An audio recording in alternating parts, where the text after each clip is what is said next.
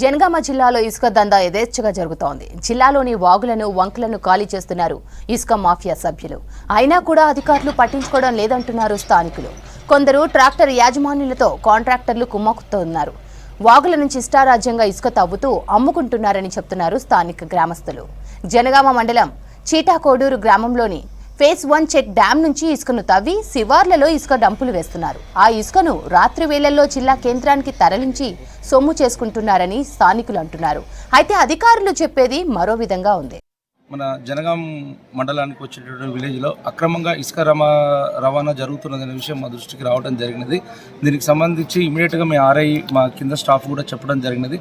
వాళ్ళకి ఎలాంటి అనుమతులు అనేది మా మండల స్థాయిలో కూడా ఎలాంటి అనుమతులు అనేది ఇసుక రవాణాకు ఇవ్వటం జరగలేదు. అదేవిధంగా అక్రమంగా ఎవరైనా ఇసుక రవాణా చేస్తే కూడా వాటి మీద కఠినమైన చర్యలు అనేది తీసుకునే ఏర్పాటు చేస్తాం. మేము అధికారులు వాళ్ళు ఎవరు అన్నా కూడా మేము ఒకవేళ మీరన్నా వాళ్ళు ఏమంటున్నారు, గ్రామాలకు మాకు అధికారులే పర్మిషన్ ఇచ్చినారని చెప్తున్నారు అనేది కూడా ఒక చిన్న వాయిస్ వస్తున్నది.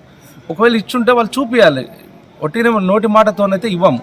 సో ఫలానా ఏదన్నా కూడా పేపర్ రూపేణ ఇస్తాం చేయబట్టి ఇంతవరకు కూడా ఎక్కడ కూడా ఎలాంటి అనుమతులు అనేది నేను వచ్చినటువంటి 3 monthsలో కూడా ఎలాంటి అనుమతులు అనేది కూడా ఇవ్వలేదు.